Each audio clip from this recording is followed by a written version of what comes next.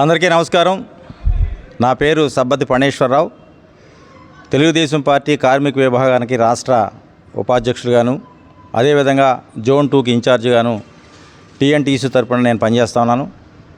ఈరోజు 2025 మేడే సందర్భంగా తూర్పుగోదావరి జిల్లా పర్యటన సందర్భంగా కోరుకొండ రావడం జరిగింది.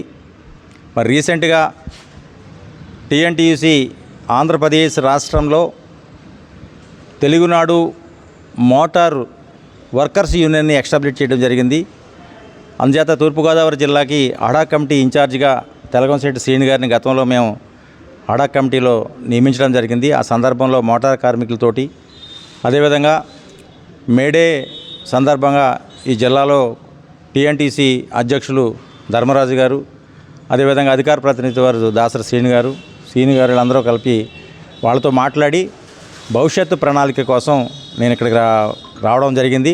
ఆ సందర్భంలో కోరుకొండ లక్ష్మీ నరసింహస్వామి గారిని దర్శనం చేసుకోవడం చాలా అదృష్టంగా నేను భావిస్తూ ఉన్నాను. అనుకోకుండా వచ్చినటువంటి ఈ టూర్లో మరి తెలగంశెట్టి శ్రీని గారు, మా జిల్లా అధ్యక్షులు ధర్మరాజు గారు, దాసరి శ్రీనివాస్ గారు, అలాగే అందరూ ఇక్కడ నాకు ఘనస్వాగతం పలికి స్వామివారిని దర్శనం కలిగించారు.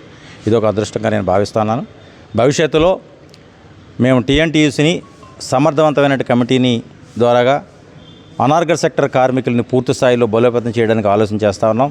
ఎందుకంటే పార్టీకి చాలా బలమైనటువంటి అనుబంధ సంఘం పెంటల్ ఆర్గనైజేషన్లో ఏదైనా ఉందంటే కార్మిక రంగం. మరి మేము అధికార పార్టీలో ఉండి అనార్గల్ సెక్టర్ కార్మికులు ఏం చేస్తున్నారు, వాళ్ళకి అవసరాలు ఏమున్నాయి, ప్రభుత్వంతో చేయవలసిన పనులు ఏమున్నాయి, అలాగే కాంట్రాక్ట్ అవుట్సోర్సింగ్ ఎంప్లాయీస్ విషయం వాళ్ళకి సంబంధించినటువంటి ఇబ్బందులు ఏమున్నాయి, ఈ అన్నిటిని అధ్యయనం చేసి దశల వారీగా ప్రభుత్వం నోటీసులో తీసుకెళ్ళి సంప్రదింపులతోటి సమర్థవంతమైనటువంటి వాళ్ళకి సర్వీస్ ఇవ్వాలనే ఉద్దేశంతో టీఎన్టీసీ పనిచేస్తూ ఉంది. మా జిల్లా అధ్యక్షులు ధర్మరాజు గారు మరి ఆయన చాలా అనుభవమైనటువంటి పెద్ద మనిషి. ఆయన నాయకత్వంలో తూర్పుగోదావరి జిల్లాలో సమర్థవంతంగా టీఎన్టీసీ పనిచేస్తుందని చెప్పేసి, అదేవిధంగా మరి ఆర్గనైజ్ సెక్టర్లో ఉన్నటువంటి యూనియన్స్ ఏవైతే ఉన్నాయో వాళ్ళని కోఆర్డినేషన్ చేసుకుని ఫ్యాక్టరీ అండ్ ఎస్టాబ్లిష్మెంట్ విధానాల్లో కొని కార్మికులందరినీ కూడా ఒక తాటి మీద తీసుకురావడానికి మరి మేము ఒకటే చెప్తున్నాం కార్మిక లోకానికి, మేము అధికార పార్టీలో ఉన్నాము, మాకు ఎమ్మెల్యేలు ఉన్నారు, మంత్రులు ఉన్నారు, ముఖ్యమంత్రులు ఉన్నారు. మీరు పార్టీలతోటి అధికారంతో ఉన్న చోట పని చేయించుకోవాలి కార్మికులు.